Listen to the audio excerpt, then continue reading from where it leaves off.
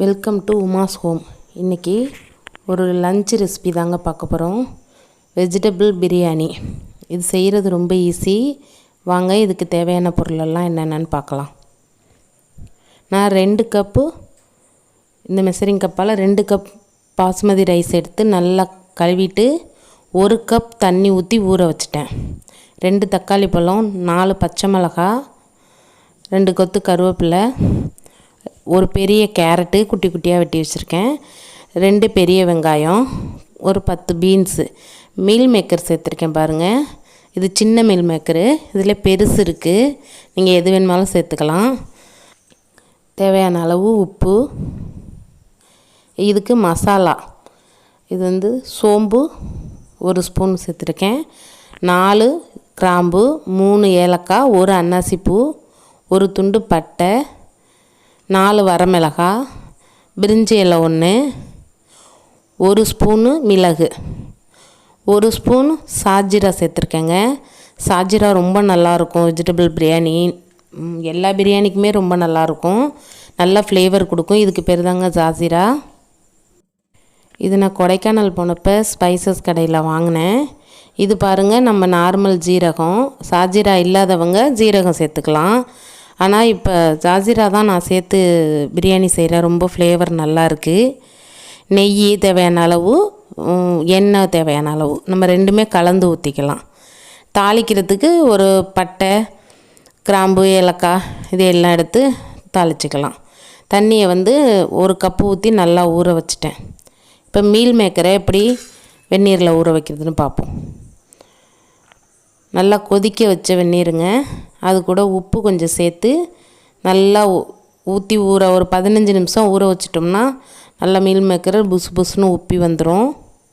நல்லா கொதிக்கிற தண்ணியை ஊற்றி ஒரு 15 நிமிஷம் வச்சுருங்க. அமுக்கி வைங்க, இல்லைன்னா மேலே மிதந்துகிட்டே இருக்கும். அப்பப்போ கரண்டி விட்டு அமுக்கி விட்டிங்கன்னா நல்லா ஊறிடும். என் சேனலை இப்போ தான் ஃபஸ்ட் டைம் பார்க்குறீங்கன்னா சப்ஸ்கிரைப் பண்ணிக்கோங்க. பக்கத்தில் இருக்க பெல் ஐக்கானை கிளிக் பண்ணி ஆல் கொடுத்துக்குங்க. என்னோடய வீடியோலாம் நீங்கள் பார்க்கணுன்னா ப்ளேலிஸ்ட்டில் போய் பாருங்கள். வெறும் வாணலியில் நம்ம இதெல்லாம் லைட்டாக வறுத்து எடுத்துக்கலாம். நல்லா வறுக்கும்போதே தெரியுங்க, வாசம் வந்துடும், படப்படன்னு வெடிக்கும். சோம்பு சாஜீரெல்லாம் வெடிக்கும். அப்போ நம்ம ஆஃப் பண்ணி அதை ஆற வச்சிடலாம்.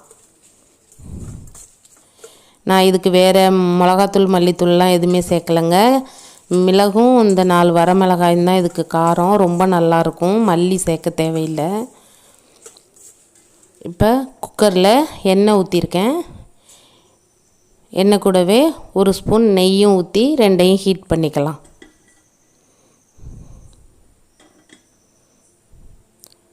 ஹீட் ஆகிடுச்சு. இப்போ நம்ம தாளிக்கிறதெல்லாம் போட்டு தாளிச்சிடலாம். தாளிக்கிறதுக்கு 2 பட்டை, கல்பாசி, 2 ஏலக்காய், 2 கிராம்பு, ஒரு மராட்டிமொக்கு போட்டிருக்கேங்க, கருவேப்பிலை. ஒர்க் பண்ணுறவங்க காலையிலே இந்த ரெசிபி செய்கிறது ரொம்ப ஈஸிங்க, லஞ்சு கட்டி எடுத்துகிட்டு போகிறதுக்கு. பச்சை மிளகாய் 4 போட்டு நல்லா வதக்கிட்டு வெங்காயத்தையும் போட்டு நல்லா செவக்க வதக்கி எடுக்கணுங்க. வெங்காயம் லைட்டாக வதங்காமல் இருந்துச்சுன்னா கொஞ்சம் ஸ்வீட்டாக இருக்கும். அதனால் நல்லா ப்ரௌன் கலர் ஆகிற வரைக்கும் நம்ம நல்லா வதக்கிக்கலாம்.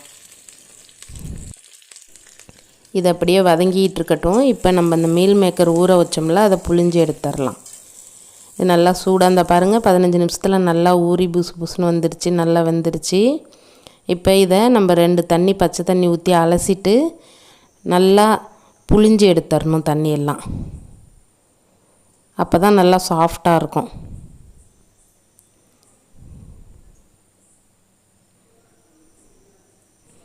பாருங்கள், நம்ம எடுக்கும்போது 1 கப்பு தான் இருந்துச்சு, இப்போ ஊறினோடனே நிறையா இருக்குது.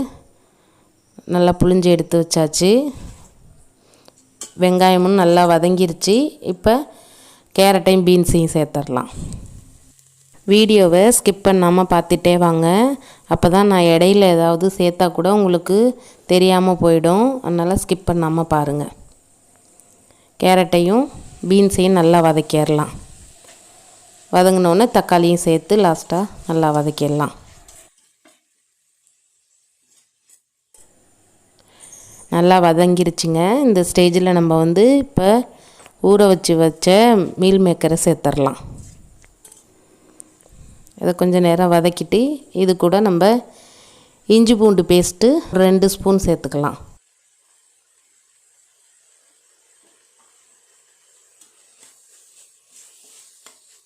இஞ்சி பூண்டு பேஸ்ட்டு நல்லா பச்சை வாசனை போகிற வரைக்கும் வதக்கிக்குங்க. இந்த ஸ்டேஜில் இதில் கொஞ்சம் மஞ்சத்தூள் போட்டுக்கலாம். ஏன்னா கலருக்கு நம்ம மசாலாவில் எதுவுமே இல்லை, அதனால் மஞ்சத்தூள் 1 ஸ்பூன் சேர்த்துக்கலாம். இது கூடவே 2-3 ஸ்பூனு தயிர் சேர்த்துக்குங்க.